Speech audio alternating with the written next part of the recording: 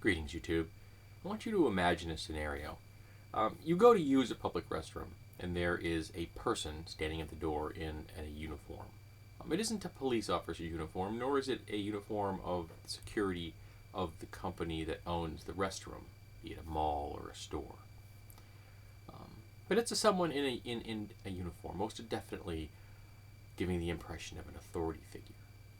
And as you step into the restroom, they take you into a small chamber before the restroom. They require you to lower your pants or lift your skirt or what have you and expose your genitals. They then do an examination of your genitals with a flashlight, and then they record your genitals along with a picture of your face, so that now there is a record of your genitals in your face. They then say that you may go use the bathroom. Of course, what I've just described, besides something that sounds like it came out of 1984, is fictitious. It isn't happening. It isn't going to happen. At least let's hope it doesn't. But what I describe is pretty much what social conservatives in America would like to happen to every single person that walks into a restroom. Because you see, they're terrified that a trans person might use the restroom that isn't the appropriate one for them to use. And almost always when they're discussing this, they're terrified that people with penises are going to walk into the bathrooms normally used by women. They seem to be under the impression that whether you're a woman or a man is linked to your genitals. And it isn't. Gender identity is in no way linked to your biological sex. None whatsoever. Whether a person identifies as a man or a woman, they're gender fluid or agender, it doesn't matter. What their genitals are is immaterial. And if someone identifies as a woman, whether they were assigned that at birth or realize later in life, when they're a child or an adult, that they are a woman, they're a woman. Flat out. Their genitals don't matter. In the rare cases in the world, there are people who are born with more than one set of genitals that are visible. Frequently, if someone has more than one set of genitals or partially developed set of genitals, more than one partially developed, they are not visible. So we aren't aware of it until later in life when they may have some kind of medical issue, or simply they may be expressing secondary sexual characteristics that are unusual for the gender that they were assigned at birth. So the genitals a person has don't matter. What matters really is how they present themselves. So if someone looks like a woman, presents as a woman, as a feminine demeanor as far as the crests and accoutrements and what have you, and they go into a woman's room and they blend in with the other people there, what does it matter what their genitals look like? Why should it? It's none of your business now, is it? And a lot of this, I think, is coming from social conservative men because it's an act of projection. They seem to imagine that if they could pretend to be a woman and dress as a woman and then sneak in to a woman's restroom, that somehow they would benefit from this act. Now, I'm not sure what they think goes on in a ladies' room. Do they think that women sit on the counter with the sinks and just expose their vulvas? That it's just like vulva city in a ladies' room? Is that what they think happens? That women are just, woohoo, look at my vulva!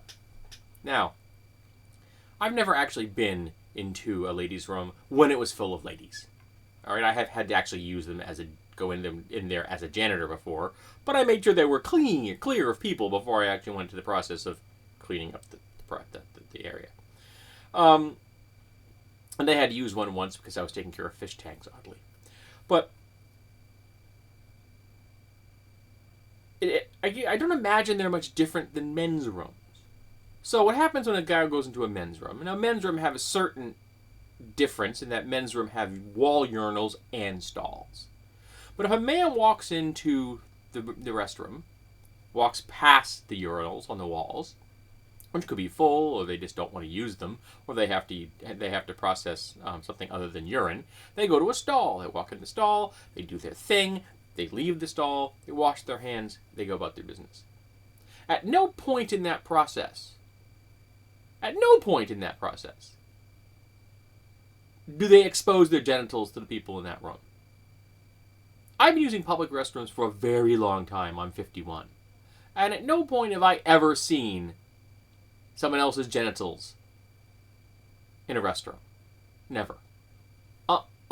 Never happened. Now, maybe these socially conservative men, maybe they frequent men's rooms where men do expose their genitals on a regular basis.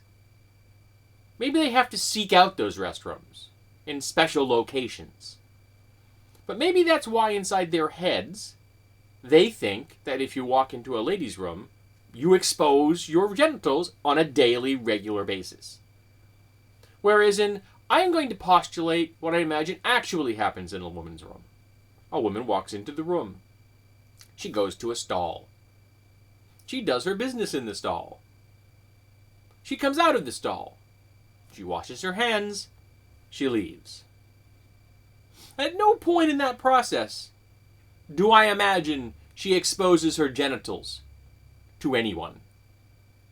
So what her genitals look like is unimportant, utterly immaterial to the people in that room. Now, there are trans men out there that look like me. Not just kind of sort of like me. You know, not like, well, they're a really butch woman. No. They look like me. Some of them even have more hair than I have. Bigger beards than I have. If I walked into a ladies' room, what do you think would happen? Security would be called. Or the police. Or both. So if a trans man were to walk into a ladies' room, that would be the same situation. So does it make more sense to have a trans man that looks like me walk into a men's room where they blend in perfectly with everyone in the room? They walk in, they go to a stall, they do their business, they leave the stall, they wash their hands, and they leave. Bing, bing, bing, bing, bing. That's how people use public restrooms. Now, I believe it's 18 states in America have accommodation laws that allow transgender people to use public restrooms that they choose for themselves. And do you know how many instances there have been of problems because of this? 0. So this is nothing but fear-mongering on the part of social conservatives, mostly male social conservatives, because you very rarely ever hear them complaining about trans men using men's rooms. It's always trans women using women's rooms. So there's not only social conservatism here, but not shockingly, there's also sexism rolled into the pot. Trans people are not going into public restrooms to stalk the non-trans population. They're not vampires. They're just people that have the right to use a public restroom. Now, I personally think that we should eradicate all gendered restrooms and just have non-gendered restrooms. The slight modification I would make is I would make sure that the walls and the doors of each stall went from floor to ceiling, just like they were a little tiny room. That's it. Eliminate all the wall urinals. Have it nothing but stalls in every restroom. You walk in, you sit down, you do your thing, get out, wash your hands, and you go. And each one would be a little place you could go and close the door and lock it. That's it. I would just eradicate it so that there was no designation whatsoever. Of course, that would make social conservatives of both particular gender assignments apoplectic. I love that word. I always have a hard time saying it, let alone spell it. So, mostly, this is about being cruel to trans people. Because, well, heck, non-trans people, the cisgendered of the world, are in the majority. The vast majority. So, it's a minority group that no one cares about, right? Right? Who gives a fuck about whether the trans people have the same rights as you do, right? Uh-huh. Is that what it is? If a population gets below a certain demographic, it's okay to discriminate against them. It's okay to be cruel to them. It's okay to slap a little patch on them so we know them, so we can identify them in public. Is it okay to segregate them? Make sure that they're not bothering the rest of the community. Maybe relocate them into some place where, they could be re-educated. Was that all right as well? Is that okay? Is that something that we could all buy into? You absolute sanctimonious douche nozzles? I haven't dedicated a video to this yet, but I'm going to. But I'm going to leave a little preamble to that right now.